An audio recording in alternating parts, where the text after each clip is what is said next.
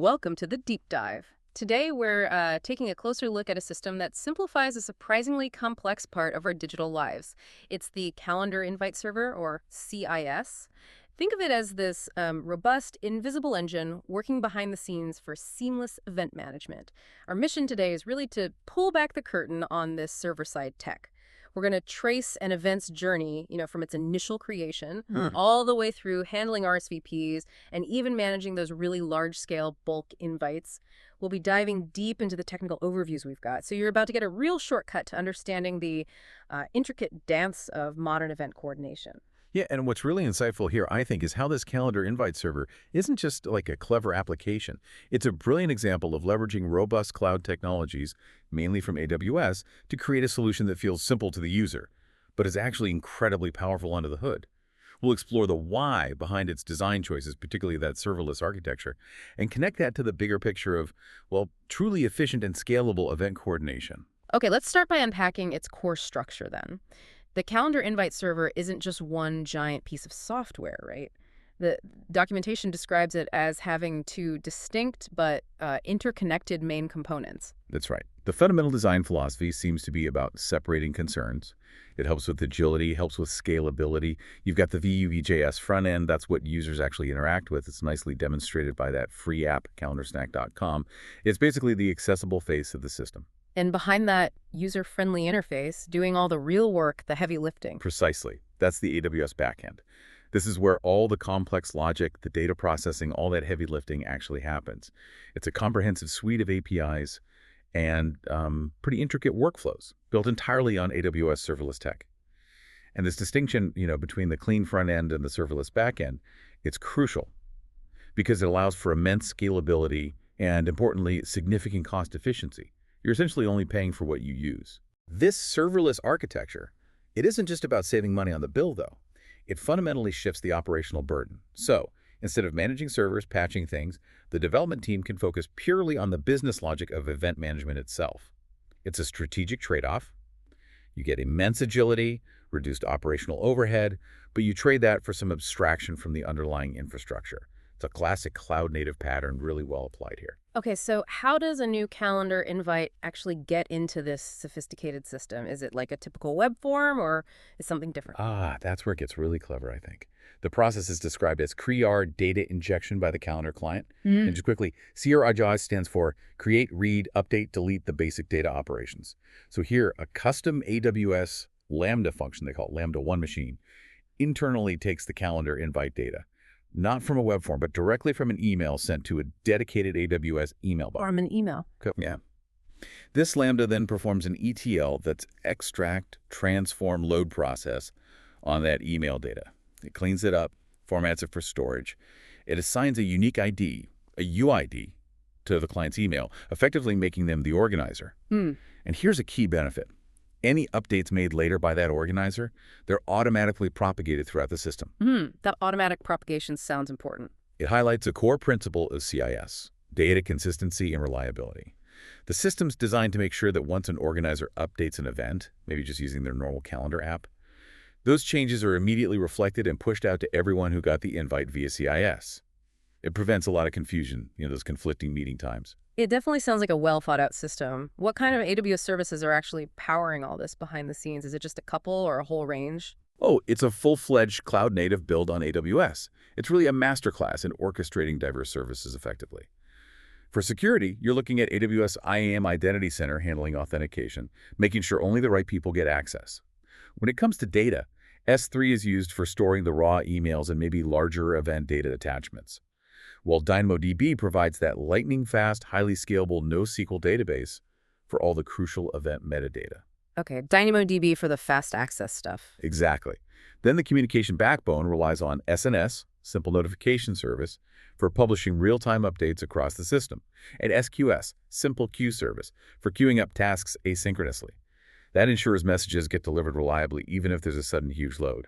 All that event-driven processing we talked about, like parsing emails or sending invites, that's all powered by AWS Lambda functions. The serverless compute. Right.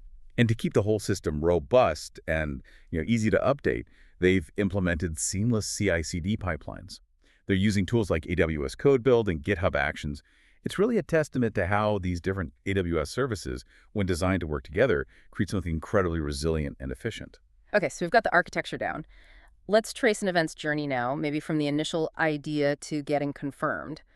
What are the key steps and functions involved in getting an invite successfully out the door? From creation to verification and actually sending it. Right, it kicks off with the create new event record function. This is where the system first processes the event creation request. It validates the organizer's authorization, can they even create events, and checks against any predefined event limits they might have. If everything looks good, it stages the data, stores it persistently in DynamoDB using transactional rights, which is important for data integrity, and then triggers necessary notifications downstream via SNX. Okay, so it's logged and ready. But crucially, before any invites actually go out, there's this vital verify new event invite request step. Think of it like a gatekeeper. It's triggered by an SQS event, retrieves the event and organizer data, and runs critical checks. Like, has the invitee blocked this organizer? Is the organizer's account maybe suspended? It also checks against any bulk invite rules or limits. Only if all these validations pass is the request approved and published to another SNS topic for the next step, the actual sending. Got it. So verification is key before anything gets sent. Then what happens? Then the send event invite and send bulk event invites functions take over. They generate properly formatted ICL invitations, that's the standard calendar file format everyone's mail client understands, and then send them out efficiently using Amazon SES, the simple email service. They also meticulously record the attendee details back into DynamoDB and update the event statistics. And the bulk function. Yeah, the bulk invite function is particularly impressive. It's designed specifically to handle large-scale invitations. It often works by extracting attendee lists directly from attached CSV files, which might have been received via email. So it means CIS can turn a spreadsheet list of thousands into a wave of personalized invitations with really minimal manual effort. Wow, processing CSVs from email attachments, that's pretty powerful integration. What happens then if event details change after the invites are out? Or if an event just needs to be canceled altogether? How does CIS adapt to that? Yeah, that adaptability is crucial, isn't it? Maintaining that real-time accuracy. The update event function is designed precisely for this scenario. It modifies the existing event details in the system, accurately recording those changes in DynamoDB, and then immediately sends notifications via SNS to signal that an update has happened. Similarly, the cancel event function, it doesn't just delete the event record, which could cause issues. It carefully marks the event as canceled in DynamoDB, and then publishes an SNS notification to kick off the cancellation process for attendees. Okay, so the system knows about the change. But how do the attendees actually get notified? Does the update just appear in their calendar or? Not magically, no, but through a very structured automated cascade. That's handled by specific functions like stage attendees for updated event and stage attendees for canceled event. These functions efficiently query DynamoDB to get the complete list of all attendees for that specific event. They then queue up individual notifications to be processed for each attendee. These are subsequently sent out by the send event update or send event cancellation functions, again using SES for the email delivery. So it's like a ripple effect. Exactly. Think of it like that. Once an organizer changes something, the system instantly sends out those ripples to every single attendee. It ensures everyone's looking at the same up-to-date calendar information. It's a robust, automated flow designed for that prompt and accurate communication. Okay, that makes sense. So invites are out, updates are handled. Now we need to track responses, right? The RSVPs. How does that part work? Indeed. This is where the system closes the loop on that attendee interaction. The Get New Event Reply from Email function is specifically designed for this. It processes those incoming RSVP emails. It intelligently extracts the critical details, the attendee's email, the timestamp of their response, and importantly, their part stat. The part stat indicates if they've accepted, declined, or are maybe tentative. Okay. This extracted information is then formatted neatly and published to an SNS topic, which in turn triggers the update event attendee record function, basically solidifying that response in the database. And that update event attendee record function, that just updates the attendee's status in DynamoDB. Yep, exactly. It updates their RSVP status, and it also updates the overall event statistics in DynamoDB. And it smartly handles creating new attendee records, too, if for some reason someone replied who wasn't on the original list. Maybe the invite got forwarded. It constantly refines that attendee list. Right, keeping everything tidy. Now, beyond the nitty-gritty of the event itself, the system also keeps the organizers informed, doesn't it? What kind of notifications are built in specifically for them? Yes, and this is a key aspect of the user experience and uh, system transparency. Organizers aren't left guessing what's happening. For instance, there's the Notify Organizer of Successful Event Creation function. It sends a confirmation email via SES. What's neat is that it actually loads the email template from AWS Code Commit, which allows for consistent branding and messaging across all notifications. This email confirms the event is registered and usually provides convenient links for managing it later. And presumably, if something goes wrong during creation, they get told about that too. So they're not left wondering why invites never went out. Absolutely. Yeah. There's a Notify Organizer of Failed Event Creation function for exactly that purpose. It immediately sends an email detailing the specific error. This is incredibly helpful because it lets the organizer understand what happened, maybe a formatting issue or they hit a limit, Yeah. and then take corrective action. Helps maintain trust in the system. There's even an optional function mentioned, Notify Organizer of Event Limit Reached.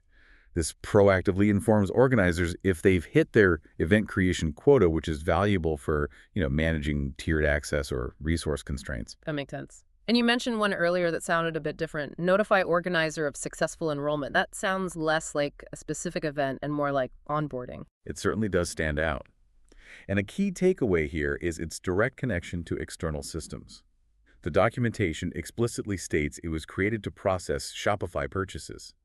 So it acts as an automated notification mechanism when an organizer successfully enrolls, or maybe subscribes to the service, via an external e-commerce system like Shopify. This function kicks in, sending those confirmation emails again, using SES with templates fetched from Code Commit. It's an excellent example of how CIS isn't just isolated, but can integrate with and support broader business workflows, extending its reach beyond just sending calendar invites. So these notifications aren't just simple one-off emails then. They're integrated, they're templated, and they're really critical parts of the whole system's feedback loop. The docs even mention the templates are stored in a specific directory, sys data email templates, and they're described as HTML, styled for good rendering, with dynamic placeholders for event details. Exactly. It shows a real attention to detail in the user experience, even for automated notifications. Okay, so beyond all these automated workflows, administrators and probably authorized users need a way to actually see what's going on, right? To manage things. That's where the CIS dashboard comes in, I assume. You can think of the dashboard exactly like that. It's the central hub for visibility and control. It essentially brings together several different APIs to allow users to retrieve event details, maybe manage attendee lists, and handle some system-wide event processing tasks. It's really where the human oversight meets the automated processes, allowing for effective management when needed. What are some of the key functions someone might use through this dashboard? Well, a critical one for organizers, especially if they want to understand engagement after an event, is Get Event Attendee Report. This function can generate a detailed CSV report of all attendees for a specific event, who accepted, who declined, etc. And then it conveniently emails that report directly to the organizer using SES. It's invaluable for that kind of post-event analysis. Okay, attendee reports are useful, but what about privacy? Especially when you're dealing with lists of attendee data. That's always a huge concern. Yeah, it absolutely is, and that raises a really important question about data handling and compliance, especially today. The system seems to address this head-on with the Get Event Attendee Sanitized List function. It retrieves the attendee lists from DynamoDB like the other report function, but then, and this is crucial, it redacts the personally identifiable information, the PII. It masks parts of the names and email addresses. So, for instance, johndoe@example.com might become j@example.com, and John Doe becomes J. This shows a really clear, commendable focus on building attendee privacy directly into the system's design. That's good to see. Now, for organizers who just want a quick overview of their own events, is there something for that? Yes, absolutely. The Get Organizer Events function does just that. It efficiently retrieves all events associated with a specific organizer ID from DynamoDB. This is typically triggered by an API gateway request from the dashboard or maybe another client application. And the documentation even makes a point of highlighting that this is the modern version.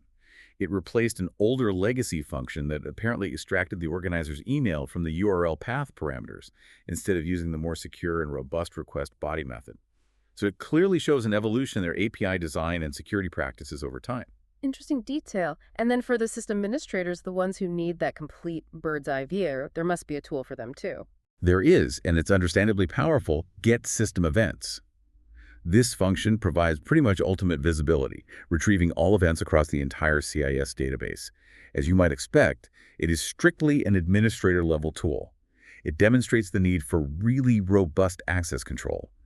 That kind of broad access absolutely needs to be tightly restricted and governed through stringent IAM policies to ensure only authorized personnel can access such comprehensive data. Makes sense. The documentation also lays out a full calendar invite server CIS API overview, which gives us an even broader picture of how developers might interact with this.